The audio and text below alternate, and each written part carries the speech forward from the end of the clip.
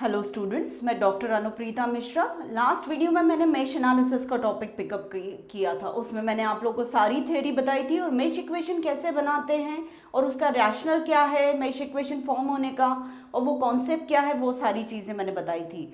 आज मैं आप लोगों को एक प्रॉब्लम हैंडल करके बताती हूँ मेश एनालिसिस का, जिसमें मैंने एक ये सर्किट लिया हुआ है जो कि ब्रिज टाइप का है। ये जो ऐसा कनेक्शन होता है इसको ब्रिज कनेक्शन कहा जाता है। पर यहाँ पे ब्रिज कनेक्शन वाला बेसिक कॉन्सेप्ट कुछ नहीं है, जस्ट इस सर्किट के कनेक्शंस की वजह से मैं इसको ब्रिज बोल रही हूँ। एक्चुअल ब्रिज आप लोग इंस्ट्रूमेंटेशन सब्जेक्ट में पढ़ते हैं, ठीक है। इस पर्टिकुलर सर्किट में मुझे तीन चीजें पता करनी है। एक power delivered by 10 volts battery, एक मुझे VAB के अक्रॉस का वोल्टेज, और एक मुझे I करंट पता करना है, ठीक है। ये तीन चीजें मुझसे पूछी गई है।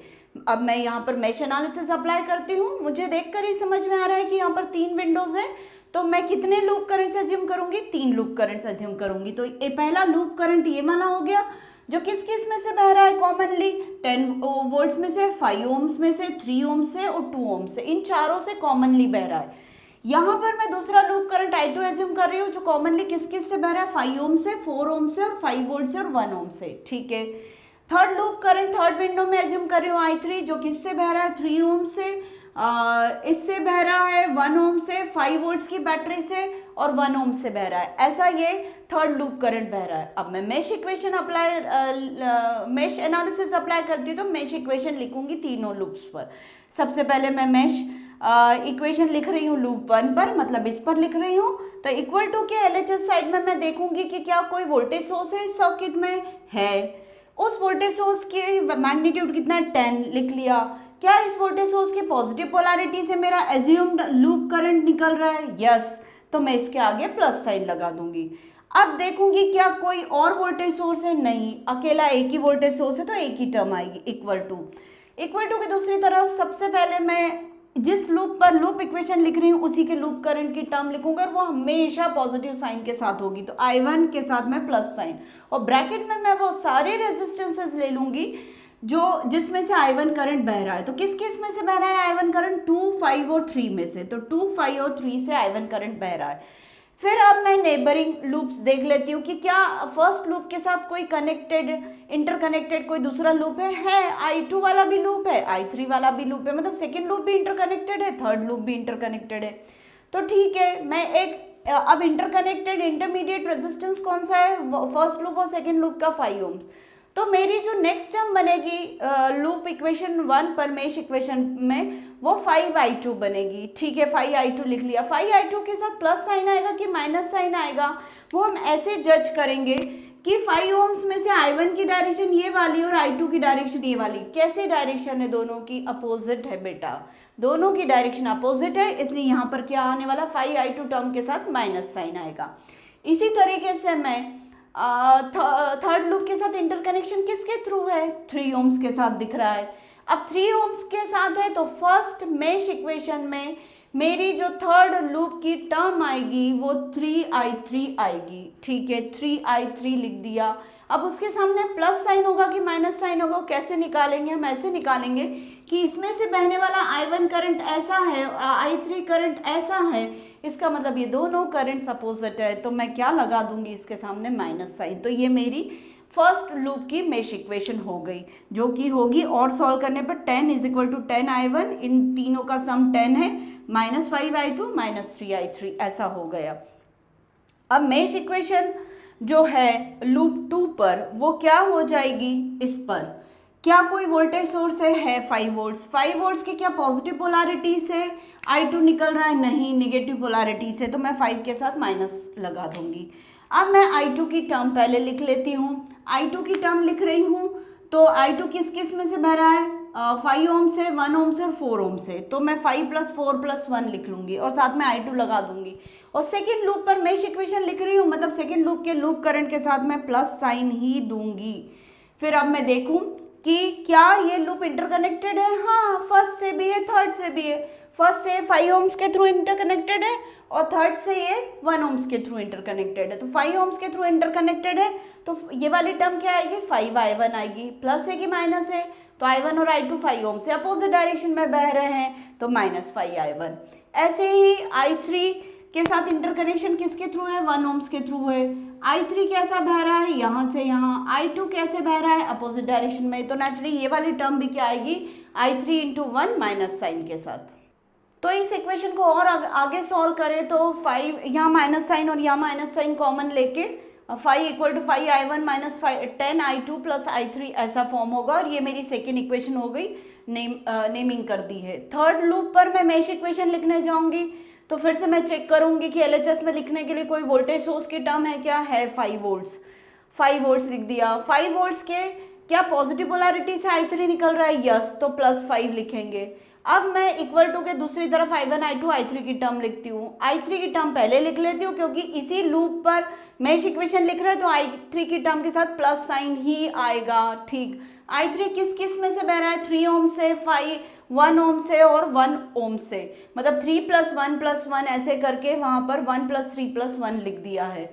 अब क्या इसका कोई इंटरकनेक्शन है फर्स्ट लूप के साथ, हाँ 3 ओम्स के साथ इसका इंटरकनेक्शन है, तो टर्म आएगी 3 इंटू I1 की। अब प्लस यानी कि माइनस, तो माइनस ही आएगी क्योंकि 3 ओम्स में से I1 और I3 अपोजिट डायरेक्शन में बह रहे हैं, तो हमने सीधे से माइनस साइन लगा दिया। ऐसे ही एक टर्म आएगी 1 इंटू I2 की। 1 इंटू I2 के साथ साइन प्लस आएगा कि माइनस आएगा, माइनस, क्योंकि जब इसके लिए हम I3 की टर्म लिख रहे थे तब हमने माइनस साइन लगाया था, तो जब इसके लिए I2 की टर्म लिखेंगे तो माइनस साइन ही आएगा, बदल तो नहीं जाएगा सर्किट वही का वही है। तो ये ध्यान रखना कि फर्स्ट इक्वेशन में अगर I2 की टर्म प्लस है तो सेकेंड इक्वेशन में I1 की टर्म प्लस होगी, और फर्स्ट इक्वेशन में अगर I2 की टर्म माइनस है तो सेकेंड इक्वेशन में I1 की टर्म माइनस होगी। ऐसी फर्स्ट इक्वेशन में अगर I3 की टर्म माइनस है तो थर्ड इक्वेशन में I1 की टर्म माइनस होगी, और सेकेंड इक्वेशन में I1 की टर्म का अभी बताएं, सेकेंड इक्वेशन में I3 अगर माइनस है तो थर्ड इक्वेशन में I2 माइनस होगा। थोड़ा सा ये ध्यान रखना, तो स्पीड से आप प्रॉब्लम सॉल्व कर पाएंगे। अब इन इक्वेशंस को सॉल्व करने के लिए 3 वेरिएबल्स हो गए। क्यों 3 वेरिएबल्स है, क्योंकि 3 विंडोज थी, ठीक है। I1 I2 I3 हमारे लूप करंट्स थे ही, तो हमने मेश इक्वेशंस तीनों लूप्स पर लिख ली। तो 3 इक्वेशंस है, 3 वेरिएबल्स है, तो इसको मैं सॉल्व करने का तरीका अपना रही हूँ क्रैमर्स रूल। क्रैमर्स रूल आपने मैथ्स में पढ़ाई है, आप देख सकते हैं उसको भी रिवाइज करके। तो अब क्रैमर्स रूल जो है वो इन सेट ऑफ वेरिएबल्स की 3 वेरिएबल्स की 3 इक्वेशंस को एक मैट्रिक्स फॉर्म में कन्वर्ट करता है। तो इक्वल टू के एक तरफ एक कॉलम मैट्रिक्स आता है, इक्वल टू के दूसरी तरफ कोएफिशिएंट्स का मैट्रिक्स आता है, और साथ में वेरिएबल्स का एक कॉलम मैट्रिक्स आता है। तो ये इक्वल टू के LHS वाली सारी टर्म्स 10, 5 और 5 ऐसे लिख ली, और इक्वल टू के दूसरी तरफ ये मेरा एक स्क्वायर मैट्रिक्स है, और उस तरफ मेरा वेरिएबल्स I1 I2 I3 है, और ये स्क्वायर मैट्रिक्स के सारे एलिमेंट्स I1 I2 I3 के कोएफिशिएंट्स होंगे। यहाँ पर I1 का कोएफिशिएंट 10 है, I2 का कोएफिशिएंट -5 है, I3 का कोएफिशिएंट -3 है, तो 10 -5 -3 ऐसी फर्स्ट रो हो गई स्क्वायर मैट्रिक्स की। सेकेंड रो जो होगी वो किसकी मदद से फॉर्म होगी, सेकेंड इक्वेशन की। तो 5 I1 का कोएफिशिएंट है, -10 I2 का है, और I3 का कोएफिशिएंट 1 है। ऐसे ही थर्ड इक्वेशन में कोएफिशिएंट्स कितने हैं, -3 -1 और 5। तो बेटा जो मैंने आपको मेश एनालिसिस में सबसे पहले इक्वेशन लिखना सिखाया था उसी को मैंने यहाँ पे फॉलो किया है कि हर इक्वेशन में मैं सीक्वेंस I1 I2 I3 का ही रख रही हूँ, I1 I2 I3 का रख रही हूँ। वजह यह है कि जब हम क्रैमर्स रूल या किसी और तरीके से भी इक्वेशंस को सॉल्व करेंगे तो हमसे मिस्टेक नहीं होनी चाहिए। किसी इक्वेशन में आप I2 की टर्म पहले, I3 की सबसे आखिरी में, बीच में I1 की, ऐसा मत लिखना। अपनी प्रैक्टिस इसी चीज़ की रखना कि सीक्वेंस में ही हमेशा वेरिएबल्स को यूज़ करो, मतलब x की टर्म पहले, फिर y की, फिर z की, ऐसी I1 की पहले, I2 की बाद में, और I3 की। मैंने यहाँ भी I1 I2 I3 ऐसा ही सीक्वेंस चलाया कि ताकि आगे हमसे कोई मैनुअल मिस्टेक्स ना हो। तो यहाँ पे इस तरीके से हमारे कोएफिशिएंट का मैट्रिक्स आ गया, ये मेरे वेरिएबल्स का कॉलम मैट्रिक्स है, और ये मेरे वोल्टेजेस का कॉलम मैट्रिक्स है इक्वल टू के इस तरफ। अब इस मैट्रिक्स से मैं एक डिटर्मिनेंट वैल्यू फाइंड आउट करूँगी, स्क्वायर मैट्रिक्स है, तो ये डेल्टा मेरी डिटर्मिनेंट वैल्यू कहला रही है, मैग्नीट्यूड, मतलब इस मैट्रिक्स की डिटर्मिनेंट वैल्यू को मैं क्या बोल रही हूँ, डेल्टा। इस मैट्रिक्स की डिटर्मिनेंट वैल्यू को मैं क्या बोल रही हूँ, डेल्टा। तो डिटर्मिनेंट की वैल्यू किससे निकालूंगी मैं, 10 5 -3 -5 -10 -1 -3 1 5 ऐसे करके निकालूंगी।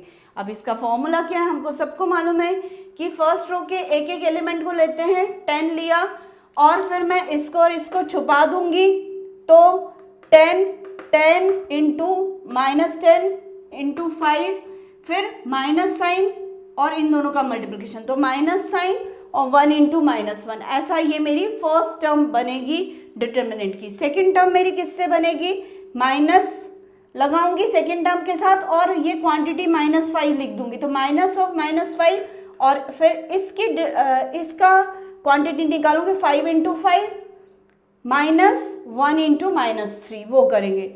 ऐसा ही थर्ड टर्म इससे बनेगी, आप लोगों को आता है ये, मैं जस्ट रिवाइज कर रही हूँ। तो -3 इसके साथ प्लस आता है और इस वाली टर्म के साथ प्लस आता है, मिडिल टर्म के साथ माइनस लेते हैं, सभी को मालूम है।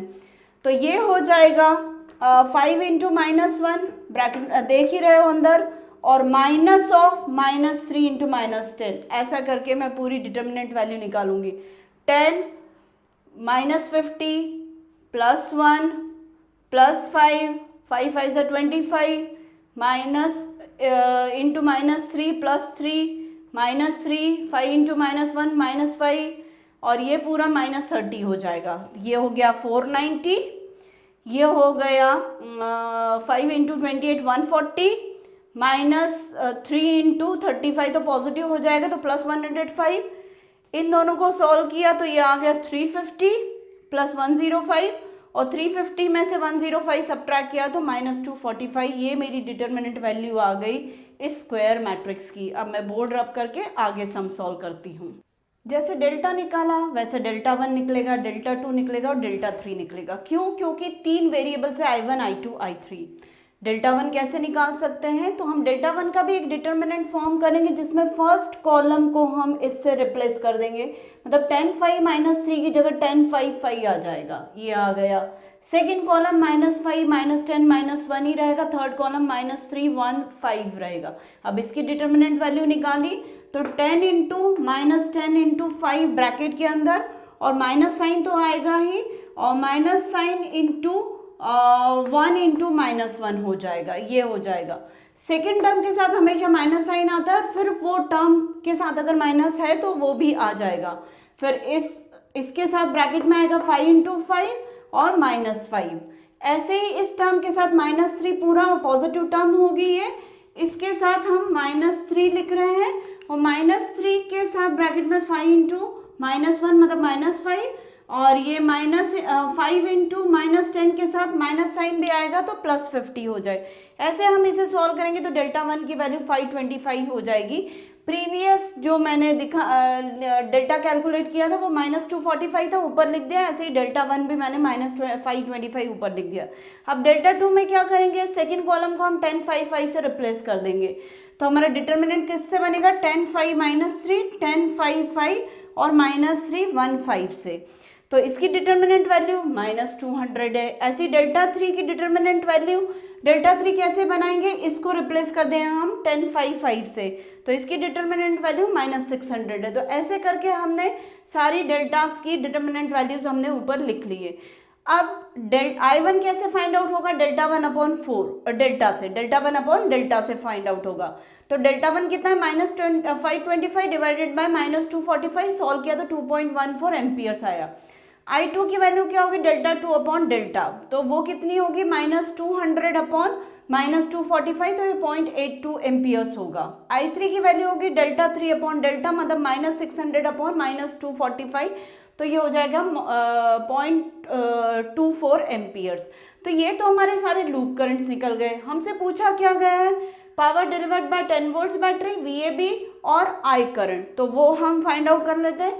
Power delivered by the battery मतलब बैटरी का वोल्टेज इनटू उससे बाहर निकलने वाला करंट, तो बैटरी का वोल्टेज 10 है, उससे बाहर निकलने वाला करंट I1 है।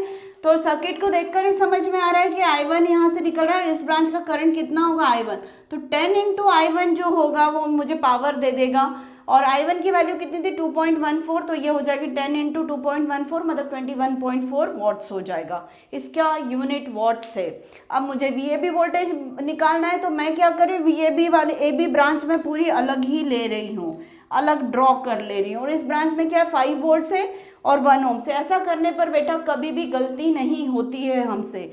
ये वाला रेजिस्टेंस 1 ओम का है और इसमें दोनों लूप करंट्स मैंने शो कर दी। I2 ऊपर से नीचे बह रहा है ये वाला, और I3 नीचे से ऊपर बह रहा है। तो इसका करंट या तो I2 माइनस I3 होगा या I3 माइनस I2 होगा, कोई भी एक होगा। तो मैं I2 को डोमिनेटिंग मानकर I2 के हिसाब से मैंने प्लस माइनस पोलैरिटी ले ली है। मतलब मैं क्या सपोज करके चल रही हूँ कि I2 is greater than I3, ऐसा एज्यूम करके चल रही हूँ। तो I2 के हिसाब से मैंने इस पर प्लस माइनस पोलैरिटी 1 ओम्स के अक्रॉस लगा दी है। अब और इस टर्मिनल के अक्रॉस के वोल्टेज को नाम क्या दे रही हूँ मैं, VAB। तो क्या मैं यहाँ पर KVL नहीं लगा सकती? लगा सकती हूँ, क्योंकि एक वोल्टेज इस लूप के हिसाब से, भले ही वो एब्स्ट्रैक्ट लूप है या जैसा भी है, मैं इसमें VAB इस वोल्टेज को बोल रही हूँ, इसको 5 वोल्ट्स बोल रही हूँ, और इसके अक्रॉस के पोटेंशियल को मैं अभी 1 इंटू I2 माइनस I3 से लिखूंगी। तो ठीक है, मैंने B से चलना शुरू किया A की तरफ, तो VAB के प्लस की तरफ जा रही हूँ तो प्लस VAB। फिर मैं यहाँ 5 वोल्ट्स के माइनस की तरफ जा रही हूँ तो माइनस 5। फिर मैं 1 ओम्स के भी माइनस की तरफ जा रही हूँ तो minus 1 into I2 minus I3 equal to 0 ऐसा लिख दिया। जब हम इसको पूरा सॉल्व करेंगे तो ये 405 वोल्ट्स आ जाएगा।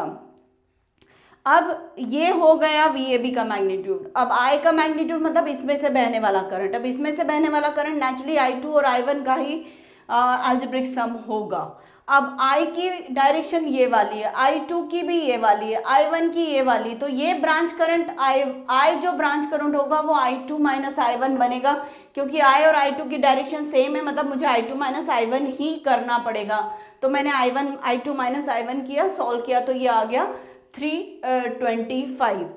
इस तरीके से ये पूरा प्रॉब्लम सॉल्व कर सकते हैं हम मेश एनालिसिस से। जो जो पूछा गया है सब कुछ हम फाइंड आउट कर सकते हैं एक बार हमें सारे लूप करंट्स मिल गए तो उम्मीद है आपको पूरा क्वेश्चन समझ में आया होगा। क्रैमर्स रूल को आप मैथ्स की मदद से और ज़्यादा अच्छे से रिवाइज करके भी इन सम्स को सॉल्व कर सकते हैं, पर मुझे क्रैमर्स रूल आसान लगता है 3 वेरिएबल्स वाली इक्वेशंस को सॉल्व करने में, तो वो भी प्रेफर कर सकते हैं। अदरवाइज आप सब्स्टिट्यूशन की मेथड पर भी जा सकते हैं। तो उम्मीद है आपको ये सम सॉल्व किया हुआ समझ में आया होगा, आपको वीडियो भी पसंद आया होगा। तो प्लीज़ मेरे वीडियो को लाइक करिए और मेरे चैनल को सब्सक्राइब करिए और ज़्यादा से ज़्यादा फ़ायदा उठाने की कोशिश करिए मेरे कंटेंट से, क्योंकि मैं जिस तरीके से क्लास टीचिंग करती थी उसी तरीके से मैं यहाँ पर भी आप लोगों को पढ़ा रही हूँ। भले ही मेरे वीडियोस 20-25 मिनट या 15 मिनट से 25 मिनट के बीच के ही होते हैं, पर मैं धीरे धीरे करके ग्रेजुअली नॉलेज को बढ़वाने की कोशिश कर रही हूँ स्टूडेंट्स के, ताकि जो भी देखे तो उनको उनकी ग्रास्पिंग अच्छे से हो सके। तो प्लीज़ मेरे चैनल को सब्सक्राइब करिए। Thank you.